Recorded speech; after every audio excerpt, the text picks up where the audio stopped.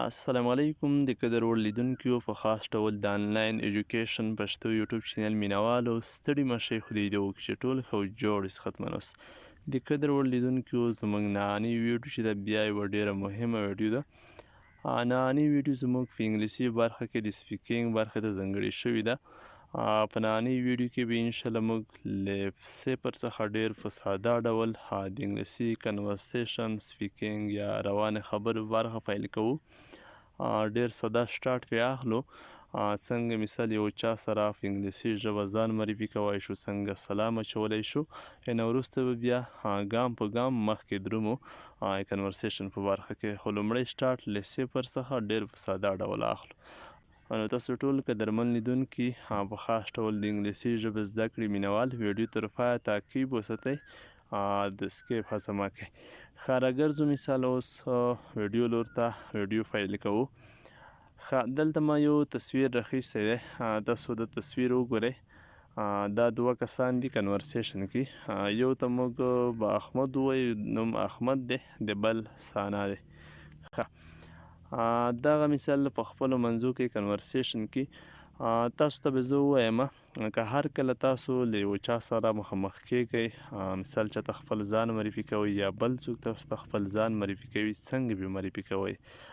ښه دلته تاسو اوس همدې تصویر ته وګورئ. دا یا دوه شاګردان یا دوه عادي کسان، خو دوی مثال په خپلو منځونو کې یو بل ته معرفت کوي. لومړی احمد خپل ځان معرفي کوي، هیلو آیم احمد. بیا مثال دوهم مقابل کاس ثنا خپل ځان معرفي کوي، هیلو آیم ثنا. یعنې هر کله چې تاسو په لومړي ځل د چا سره مخامخ کیږئ، مثال هر ډول کار مو باند وي، نو تاسو به اول خپل ځان معرفي کوئ. په کومه طریقه چې یو چاته تاسو ځان معرفي کوئ، څنګه به معرفي کوئ. لومړی به سلام وچوئ، ووایئ چې هیلو آیم احمد، هیلو آیم مصطفی، هیلو آیم نبی، هیلو آیم محمد، همداسې نور. بیا مقابل کس تاسو ته ځواب درکوي، هیلو آیم ثنا. یه مثال په تاسو چا سلام وچوه چې هیلو آیم احمد، خپل ځان یې معرفي کړو. تاسو مثال یې مصطفی نومیږئ یا محمود نومیږئ، تاسو به ووایئ چې هیلو آیم محمود یا هیلو آیم مصطفی. ستاسو ځواب هم مقابل کس ته ورکړل شي. بیا مقابل کس ډایرکټ تاسو ته ځواب درکوي چې نایس ټو میټ یو. مثال ښه شوه چې ملاقات مو وشو، دا معنی چې پیژندګلوي مو وشوه، خوښ شوم. نو تاسو به هم ځواب درکوئ چې زه هم خوښ شوم چې ما او تا پیژندګلوي وشوه، معرفت مو وشو. څه ډول؟ همدا ډول نایس ټو میټ یو ټو، نایس ټو میټ یو ټو. زه هم خوښ شوم چې ستاسو سره زما ملاقات وشو. دلته تاسو وګورئ، لومړی احمد سلام وچو، ځان یې معرفي کوه. په څه ډول؟ په همدې ترتیب، هیلو آیم احمد، سلام زه احمد یم. بیا ثنا ځان معرفي که، سلام یې وچوه، ثنا، هیلو آیم ثنا، زما نوم ثنا دی.